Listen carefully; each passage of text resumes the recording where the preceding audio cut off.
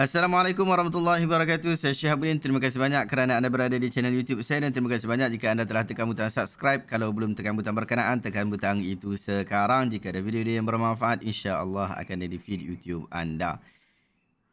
Hari ini hari Jumaat dan jadi viral di Facebook saya berkaitan tentang khutbah hari Jumaat di negeri Selangor.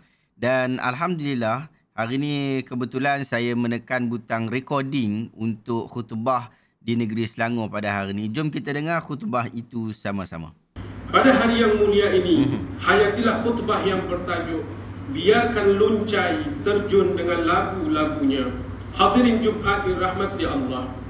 Dunia Islam sentiasa diseludupi oleh ajaran-ajaran sesat dan bertentangan dengan akidah Islam Ahli Sunnah wal Jamaah. Ajaran-ajaran tersebut ada yang telah lama bertapak dalam kalangan umat Islam di negara ini. Antara lain seperti Al-Arqam atau Rufaqa, Syiah, Ahmadiyah, Qadiani, Millah Abraham, ajaran ilmu syahadah, zikir nafas, Islam Jamaah, Hizbut Tahrir dan lain-lain. Sebahagian daripada ajaran-ajaran tersebut ada yang telah difatwakan kesesatannya oleh Majlis Agama Islam Selangor atau Majlis Agama Islam di negeri-negeri lain. Malangnya, segelintir orang awam masih tegar dengan pegangan sesat mereka secara sembunyi-sembunyi atau menyamar dalam jubah dan jenama yang lain. Di samping ajaran-ajaran tersebut, masih ada ajaran-ajaran sesat lain yang telah dapat dihidu oleh penguasa agama Islam negeri-negeri. Contohnya, ajaran Kahar bin Ahmad, Tarikat Naqsyabandiyah, Aura Ismailiyah, ajaran ilmu hakikat Hasan bin Jonid, Tarikat Samaniyah Ibrahim Bonjol, pemikiran liberalisme dan pluralisme agama dan pembedahan batin dan lain-lain sebagainya yang begitu panjang dalam senarai. Hadirin sekalian, selalunya ajaran-ajaran sesat ini dikembangkan di bawah nama yang muluk-muluk seperti ilmu kebatinan, tentera Imam Mahdi, pemuda Al-Kahfi, pemuda Bani Tamim dan lain-lain nama untuk mengaguri dan mencari peminat-peminatnya.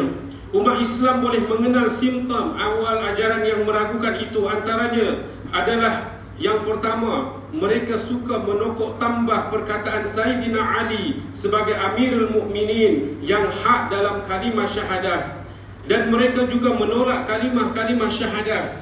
Solat boleh dilakukan hanya dengan niat sahaja. Dan bahkan sembahyang 5 waktu adalah tidak wajib, memadai dengan membuat kebaikan dan menjauhi kemungkaran. Golongan ini juga suka menolak untuk berpuasa. Ada yang berpegang bahawa orang Islam tidak perlu pun mengerjakan ibadah haji ke Makkah. Ianya boleh dilakukan di mana-mana sahaja. Pergi ke Makkah hanya untuk melihat kesan sejarah Rasulullah sallallahu alaihi wasallam sahaja.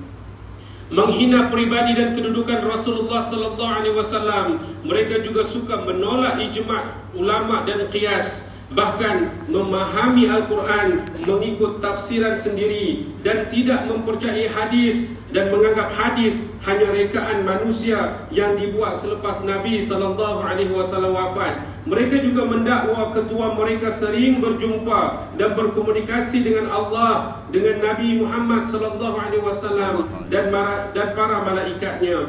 Mereka menganggap orang lain selain daripada pengikut kumpulan mereka adalah musyrikun, kafirun dan ahli bid'ah, bahkan pengikut hawa nafsu. Mereka selalunya menyebarkan ajaran-ajaran sesat dan pengikutnya adalah terdiri daripada orang-orang yang langsung tiada asas pengetahuan agama atau sedikit pemahaman agama. Sebahagian dari mereka juga terdiri daripada guru-guru silat, bomoh, perawat-perawat yang mendakwa sebagai rawatan Islam, juru motivasi yang mengadukkan perisai Islam dan ceramah-ceramah mereka. Hadirin yang dirahmati Allah, apakah faktor yang menyebabkan mereka ini terus sahaja mengembangkan ajaran? Yang pertama, kerana mereka inginkan mendapat perhatian. Sifat ingin mendapat nama dan perhatian mendorong seseorang melakukan perbuatan yang aneh-aneh, sembrono, asalkan menjadi terkenal dan dapat ramai pengikut. Dalam sabda Nabi sallallahu alaihi wasallam dari Ka'ab bin Malik, Nabi bersabda, "Ma dhi'bani ja'i'ani ursila في غنم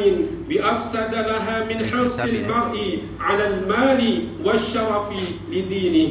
Yang bermaksud, tiadalah 2 ekor serigala lapar yang memusnahkan sekumpulan kambing itu lebih berbahaya kepada agama jika dibandingkan dengan orang yang terlalu rakus kepada harta dunia dan cinta kepada kemasyhuran. Riwayat Tirmizi. Mereka juga mendapat tajaan daripada tangan-tangan tersembunyi, sama ada di luar ataupun di dalam. Tidak mengambil ilmu dari sumber yang sah dan berautoriti. Mereka juga menghidap penyakit mental dan kecelaruan fikiran. Dalam hal ini Allah Azza wa Jalla mengingatkan melalui firman-Nya dalam surah At-Taubah ayat 125 yang bermaksud, adapun orang yang di dalam hati mereka ada penyakit, maka dengan surah itu bertambahlah kekafiran mereka di samping kekafiran yang telah ada, dan mereka mati dalam keadaan kafir. Dan mereka juga yang terkena kepada pengajaran-pengajaran sesat ini menyendiri. Mereka suka menyendiri. Mereka tidak suka bergaul dengan jemaah surau. Bahkan mereka pendiam orangnya. Maka orang-orang yang seumpama ini mudah untuk dihasuti oleh mereka yang membawa kepada ajaran-ajaran sesat. Muslimin yang dirahmati Allah sekalian, atas dasar amanah yang dan kasih sayang Nabi kepada umatnya, baginda sallallahu alaihi wasallam bersungguh-sungguh mengingatkan kita tentang suasana gawat yang akan berlaku di akhir zaman. Sabda baginda sallallahu alaihi wasallam dalam sesebuah hadis yang diriwayatkan oleh Abu Hurairah radhiyallahu anhu yang bermaksud, sesungguhnya akan datang kepada manusia tahun-tahun penipuan di mana para pendusta dibenarkan oleh orang banyak, sebaliknya orang yang jujur didustakan, seterusnya orang-orang yang culas dipercayai, sedangkan orang-orang yang amanah dikhianati. Puak-puak ruai bidah pula berbicara mengajar manusia. Seorang sahabat bertanya, siapakah ruai bidah itu ya Rasul? Maka baginda menjawab, mereka ialah orang dungu yang berlagak pandai mengenai urusan orang awam. Riwayat Ibnu Majah. Menyahut pesanan Nabi yang dikasihi ini, umat Islam wajib menjauhi ajaran-ajaran yang aneh-aneh dan mengambil sikap biarkan luncai terjun dengan labu-labunya. Biarkan. Hadirin sekalian, menerusi khutbah pada hari ini, marilah kita mengamati tausiah dan pengajarannya untuk menjadi pedoman hidup kita. Yang pertama, sebagai umat Islam, wajib kita mempelajari dan berpegang teguh kepada akidah ahli sunnah wal jamaah tanpa berganjak sedikit pun hingga ke akhir hayat. Sebagai umat Islam, hendaklah memilih guru-guru yang murabbi dan bertauliah dalam mempelajari ilmu-ilmu agama supaya terhindar daripada virus penyesat yang dibawa oleh mereka yang tidak bertanggungjawab dengan dakwah mereka. Sebagai umat Islam, hendaklah memilih guru yang benar-benar memahami bidang yang diajarinya supaya terhindar daripada pembohongan dan pemalsuan. Dan sebagai umat Islam, janganlah terlalu gairah mencari populariti demi meraih ganjaran dunia dengan menyemburkan racun kesesatan dan bertopengkan agama. A'udzubillahi samii'il 'aliim minasyaitonir rajim. وآمنوا بما أنزلت مصدقا لما معكم ولا تكونوا أول كافر به ولا تشتروا بآياتي ثمنا قليلا وإياي فاتقون. Dan berimanlah kamu kepada apa yang telah aku turunkan, yakni Al-Quran, yang membenarkan apa yang ada padamu, Taurat. Dan janganlah kamu menjadi orang yang pertama kafir kepadanya, dan janganlah kamu menukarkan ayat-ayatku dengan harga yang rendah, dan hanya kepada akulah kamu harus bertakwa. Al-Baqarah 41. Okey habis.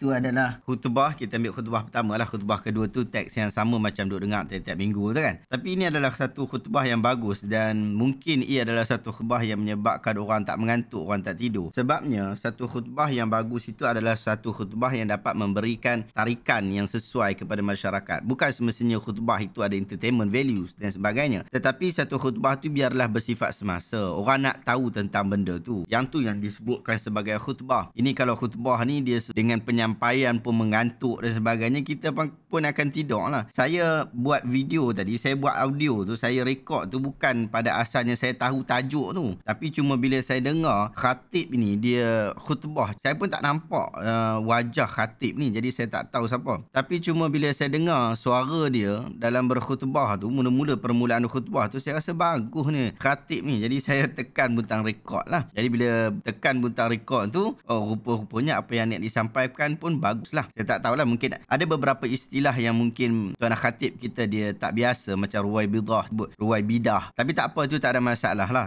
Dan tidak mencacatkan keseluruhan konten dan penyampaian. Saya ingat dia agak bersedia juga. Jadi bagus. Cara penyampaian itu adalah cara penyampaian khutbah. Dia tidaklah terlalu bertempik dan dia tidaklah terlalu slow sampai kita dengar khutbah pun mata mengantuk. Daripada tak mengantuk jadi mengantuk. Sampai orang kata tempat paling syok untuk tidur adalah di masjid dan di surau pada ketika khutbah Jumaat. Saya ingat ada banyak perkara bagus yang kita boleh ambil daripada khutbah hari ini. Dan jika anda rasa video ini bermanfaat dan share, semoga anda juga mendapat manfaat yang sama. Terima kasih banyak. Assalamualaikum warahmatullahi wabarakatuh.